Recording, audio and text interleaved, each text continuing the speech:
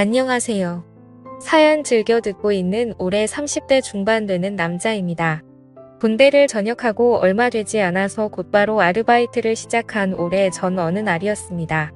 예전부터 일본에 가서 일식 유학을 하는 게 꿈이었거든요. 경력 없이 일식집에 갔다가 설거지만 하다가 나온다는 말을 들어서 일식집은 아니지만 생선 손질하는 방법 정도는 미리 배울 수 있겠다는 생각에 집 근처 횟집에서 일을 하게 되었습니다. 물론 알바를 시작하자마자 생선 손질을 맡기진 않았겠죠. 배우고 싶으면 어깨너머로 배우라고 하시곤 초보자니까 처음에는 이런저런 자비를 하게 되었습니다. 면접을 볼 때 사장이 아니고 실장님한테 봤는데 일을 시작한 지 몇 주 차가 됐는데도 사장님을 한 번도 본 적이 없어서 궁금해하다가 실장님에게 물어봤습니다.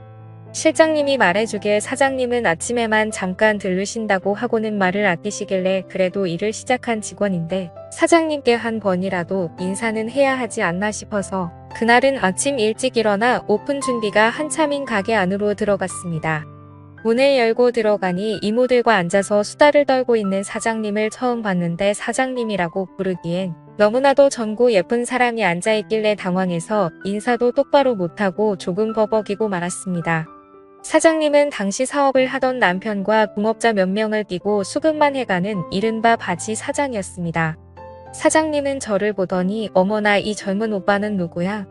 라고 반응하며 저를 흘끗흘끗 위아래로 훑어보더라고요. 제 긴장을 풀어주려고 장난을 치는 줄 알았는데 지금 생각해보니 사장님이 저를 처음 봤을 때부터 관심이 있지 않았는가 싶네요. 우리 사장님은 저와 띠동갑인 나이인데도 불구하고 늘씬하기까지 한데다가 스타일까지 좋아서 그런지 도무지 12살 연상으로 보이지 않았습니다. 동네 지역 유지라고 불리우는 남편의 재력으로 관리란 관리는 다 받고 본인도 자기가 예쁜 걸 알아서 그런지 그 젊어 보이는 미모와 탄탄한 몸매를 유지하기 위해 부단히 노력하는 것 같았어요. 사장님은 또래에 비해서 세련된 스타일과 미모보다도 엄청 부드러워 보이는 햇빛에 그을린 듯한 까무잡잡한 피부가 매력적이었습니다. 자연스럽게 타서 원래 까무잡잡하신가 보다 했는데 유난히 하얀 손등에 골프를 자주 치러 나가서 그런 걸 짐작할 수 있겠더라고요. 그리고 보니 따끔씩 아침에 가게를 들렀다가 골프를 치러 바로 가시는지 골프 치마를 입고 오실 때가 있었는데 무릎 부위가 훤히 드러낸 모습으로 의자에 앉아 계시면 바닥 청소를 하는 척 몇 번씩 고개를 돌려 쳐다봤던 적도 있었습니다. 사장님은 키도 커서 각선미가 보통이 아니었어요. 사장님께 처음 인사를 드린 그날 사장님이 저에게 약간 관심을 보였잖아요. 인사를 드리고 그날 저녁에 출근했는데 그날은 처음으로 사장님이 가게에 출근하시더군요. 왠지 모르게 그때부터 매일매일은 아니지만 이따금씩 저녁까지 있다가 가셨어요. 오시면 딱히 하는 건 없고 괜히 방해만 되기도 했습니다. 그러다가도 손님이 없으면 꼭 일하고 있는 저를 불러다가 어깨 좀 주물러 봐라 이런 쓸데없는 부탁 같은 걸 했어요. 물론 사장님의 어깨를 주무르는 건 좋았습니다. 뭉친 어깨를 지그시 누를 때 사모님 입에서 이상한 소리를 내셨는데 그 소리가 엄청나서 괜히 몸과 마음 한 구석이 뜨거워질 때가 있었습니다. 사모님도 약간 그런 저의 반응을 즐기는 듯 했어요. 사장님이 저에게 미묘한 신호를 보내고 있다는 걸 그날 눈치채게 되었습니다. 잠깐 바쁜 시간이 끝나고 뒷문으로 나와 담배에 막불을 붙이고 한 모금 지피 빨고 있는데 사장님이 따라 나오셨습니다. 깜짝 놀라서 피던 담배를 벽에다가 비벼서 불을 껐는데 사장님이 자기도 담배 한 대만 달라고 하더라고요. 마침 지금 이게 마지막 한 대라고 이거 말고는 없다고 하니 제 코앞까지 다가와 그거라도 줘보라면서 제가 피던 담배를 빼서 피셨어요. 담배를 한 3모금 정도 피우다가 저에게 다시 건네주는데 새빨간 립스틱이 잔뜩 묻어있는 담배를 다시 받으니 기분이 조금 묘하더라고요. 넘겨준 걸 다시 태우고 있는데 사장님이 저에게 립스틱 맛이 어때? 라고 직구로 농담을 했습니다. 순간 당황해서 연기를 목으로 넘기지 못해 콜록대고 있는데 사장님이 소리내며 웃으며 그래도 가게에 젊은 남자가 오니까 참 좋다 이렇게 말하고는 휙 들어갔습니다. 사장님의 맛이라니 괜히 그날은 부끄러운 마음에 잠도 제대로 이루지 못했어요. 침대에 누워 사장님이 한 말을 곰곰이 생각해 보니 홀에 서빙하시는 이모들도 주방 이모들도 실장들까지도 전부 나이가 한참 많으신 분들인데다가 실장님들이 전에 하는 말을 언뜻 들었는데 요식업에 대해서 뭣도 모르는 바지 사장 주제라며 사장이 없는 자리에서 비아냥대던 게 생각이 나더라고요. 실장들 곤주 부리는 거에 지쳐서 아르바이트생인 저를 보고 참 좋다고 하는 말이 한편으로는 약간 안쓰러웠습니다. 그렇다고 사장의 미모 때문에 저에게 일을 가르쳐줄 실장님들을 무시할 수는 없었죠. 또 그렇다고 명색이 사장인데 그들과 한통속이라는 생각이 들게 하지 말아야겠다는 생각에 박쥐처럼 양쪽을 오가며 처신하다 보니 조금 서로들 분위기가 좋아지는 듯이더라고요. 제 덕분인지 화기애애지는 분위기에 사장님도 마감 때까지 같이 고생하고 하다 보니 일이 끝나면 가게 문 닫아놓고 회식을 자주 했습니다. 그날도 가게 문 닫아놓고 다 같이 한잔을 하고 있었는데 분위기가 정말 좋았습니다. 준비해놓은 안주가 다 떨어져 가는데 기분이 좋아 보이시는 사장님이 오늘은 수조에 있는 거 아무거나 꺼내와서 술 좀 더 마시자고 하시더라고요. 고참 실장님이 사장님에게 냉장고에 단골용으로 숙성해 놓은 게 있는데 그걸 먹자고 내일 되면 너무 물러져서 회덮밥으로도 못 쓴다고 하는데 거기다 대고 사장님이 남자도 회도 생으로 먹는 게 제맛이지? 이러면서 땡깡을 부리시더라고요.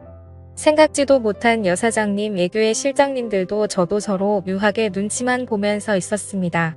아무거나 잡으라지만 결국 양식 광어 2마리 잡아다가 가게 안에서 1차를 끝냈습니다. 사장님은 기분이 그렇게나 좋은지 가게 오픈한 이래로 이렇게 재밌는 적은 없었다며 2차로 노래방에 가자고 박박 우기셔서 그렇게 2차를 가게 되었습니다. 횟집 근처 노래방에 가는데도 이미 다들 비틀거리는 모습이 모두 다 취한 것 같더라고요. 다들 취기가 잔뜩 올랐는데도 노래방에서 엄청나게 부어라 마셔라 하고 있었습니다. 사장님은 워낙에 기분이 좋았는지 약간 끈적한 반주가 깔린 노래가 흘러나올 때 실장님들과 번갈아가면서 블루스를 추더라고요. 그러면서 고개를 제 쪽으로 계속 돌려가며 제 눈치를 보더라고요. 사장님은 이내 이모님들을 불러일으키더니 이모님들을 실장님한테 붙여주고는 제 쪽으로 쪼르르 다가와 저랑도 블루스를 추기 시작했습니다.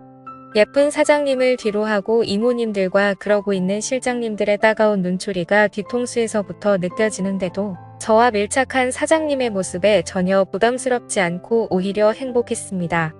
이런 날도 있구나 싶더라고요. 사장님이 키도 저와 비슷한 편이라 바싹 끌어안은 채 서로의 어깨에 고개를 기대고 있는데 사장님의 귀 뒤쪽으로 향수와 샴푸 향기가 섞여 은은한 향이 났습니다. 그 향기를 간직하려고 숨을 들여 마시다가 실수로 사장님의 목덜미로 뜨거운 숨을 내뱉고 말았습니다. 그걸 목으로 전부 느끼셨는지 사장님이 당황해 하셔서 깜짝 놀라고 말았습니다. 그러더니 사장님은 껴안고 있던 저를 손바닥으로 탁 치며 무언가 바라는 눈빛을 보내곤 아무 말도 하지 않으셨어요. 브루스 타임이 끝나고 제일 상석에 있는 자리로 돌아간 사장님이 벼랑간 벌러덩 소파 위로 누워버리시더라고요. 술에 만취했는지 이모들이 흔들어 깨워도 일어나질 않으셨습니다. 치마가 말려 올라가 어떻게 해야 되냐고 이모님들이 당황하고 계셨어요. 계산하는 사장님이 만취한 상황인지라 자연스럽게 회식 자리는 끝나는 분위기가 되었고 실장님들과 이모님들도 벌써 시간이 이렇게 늦었다며 다들 집으로 돌아가려는 모습이었습니다. 그 와중에도 실장님들 2분이서 사장님을 서로 자기가 데려다 주겠다고 또다투고 있었습니다. 제가 볼 땐 데려다 준다기보단 데려가는 느낌이 더 강했었죠. 무슨 마음이었는지 저도 사장님을 데려다 주고 싶다고 실장님들에게 도전장을 내밀었습니다. 굉장히 언짢아하며 짜증내는 실장님들의 모습을 지켜보고 있던 이모님 한 분이 두 사람을 뜯어말리며 어서 저에게 대리기사를 불러 사장님 좀 집에 모셔다 달라며 부탁을 하더라고요. 아무튼 사장님을 데리고 차에 타는데 밖에서 발을 동동 구르던 실장님들의 모습이 참 깨소금 맛이었습니다. 이어서 대리기사님이 오시고 사장님과 저는 뒷좌석에 앉았습니다. 술이 많이 취했는지 차에 타자마자 제 무릎을 베고 누우셔서는 집에 도착해서 기사님이 떠날 때까지 사장님은 꼼짝도 하지 않았습니다. 아무리 흔들어 깨워도 일어나질 않는 사장님 모습에 난감해하고 있는데 가방 안에 사장님 핸드폰이 눈에 들어왔습니다. 살짝 머리를 들어 가방을 베고 있게 만들고 차 밖으로 나와 남편분에게 전화를 걸었는데 받지를 않더라고요. 문자라도 하나 남겨두고 안에서 문을 잠그고 집으로 가려고 했는데 문자 함에는 남편하고 주고받는 대화가 한 개도 없었습니다. 사장님의 전화번호부에는 남편 말고는 다른 사람의 전화번호는 저장도 되어 있지 않았습니다. 사람이 외로워하는 이유를 알겠더라고요. 사장님은 돈은 많지만 그 돈으로 외로움을 해결하기 힘든 그런 사람이었던 것 같습니다. 훔쳐보려던 것은 아닌데 사장님에 대한 많은 걸 알게 되니 이대로 돌아가면 안 될 것 같아 차 안으로 다시 들어가 받쳐 놓은 가방을 빼고 다시 사장님에게 무릎베개를 해주었습니다. 무릎베개를 해주려 사장님의 뒤통수를 받쳐 목을 살짝 들어 올렸는데 사장님이 술버릇인지 꼼지락대면서 제게 몸을 기대더라고요. 얼마 안 있어서 술이 조금 깨셨는지 사장님이 화들짝 놀라 자리에서 일어나시더라고요. 여태 자기가 이러고 있었냐고 물어보는데 맞다고 하니 저에게 약간 감동한 듯해 보였습니다. 이제 사장님도 일어났으니 집에 가려고 하는데 멀쩡해 보이던 사장님은 집까지 데려다 달라며 막무가내셨습니다. 어떻게 집까지 들어가냐고 되물었더니 어차피 집에 아무도 없다고 하셨습니다. 문이 열리자마자 사장님은 저를 뒤에서 껴안으셨고 저희는 그렇게 사랑을 확인하게 되었던 거죠. 그날 이후 사장님과는 연인처럼 지내게 되었고 시간이 지날수록 유부녀란 사실에 점점 겁이 나서 저는 결국 가게를 그만두게 되었습니다. 그만두고 나서는 사장님에게 전화도 몇 번이나 왔지만 유부녀라는 사실에 괜히 더 얽혔다가 좋은 꼴 못 볼 것 같아서 근처에는 얼씬도 하지 않았지만요. 외로운 사람에게 지나친 관심은 독이 될 수 있다는 생각에 멈추게 되었는데 이렇게 오랜 시간이 지난 후 제가 외롭게 되니 그때의 사장님의 마음을 좀 더 헤아릴 수 있게 된 것 같습니다. 지루한 이야기 끝까지 들어주셔서 감사합니다.